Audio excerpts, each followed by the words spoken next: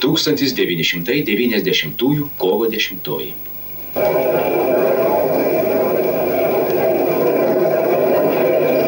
Paskutinės Sąjūdžio deputatų klubo diskusijos. Parengti dokumentai Lietuvos valstybės atkūrimui.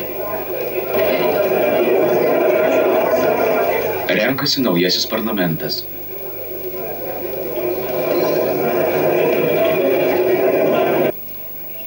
Respublikos rinkiminės komisijos vardu sveikinu Jūs su sėkmingu Jūsų išrinkimu į aukščiausiai bei svarbiausiai Respublikos valdžios organą Lietuvos Tarybų Socialistinės Respublikos aukščiausiąją tarybą. Kovo 11 aukščiausios tarybos pirmininko rinkimai. Taip, nepriklausomos Lietuvos atkūrimas pagrindinis ir neatidėliotinas uždavinys. Šitą pripažįsta visa Lietuva, drįstu teigti, šitą pripažįsta visos partijos, tame tarpe ir komunistų partija, kurios nariu aš esu ir išrinktas pirmuoju sekretoriumi. Tai pripažįsta ir Lietuvos persitvarkymo sąjūdis ir eiliniai mūsų žmonės.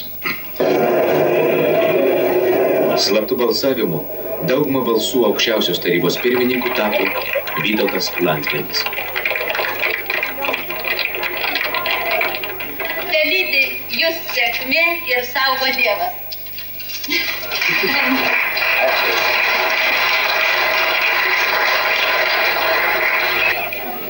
Istorinė akimirka. LTSR nebėra. Vėl Lietuva atgavo savo vardą. Lietuvos Respublika.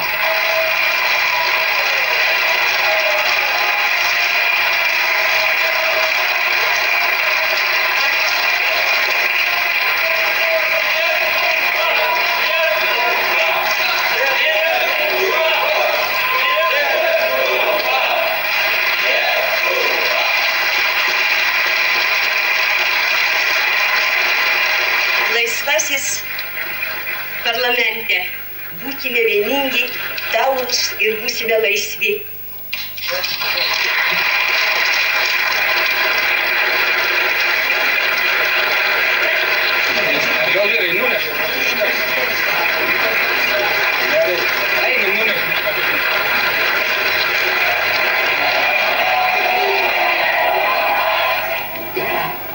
Lietuvos Respublikos aukščiausiosios tarybos aktas dėl Lietuvos nepriklausomos valstybės atstatymo.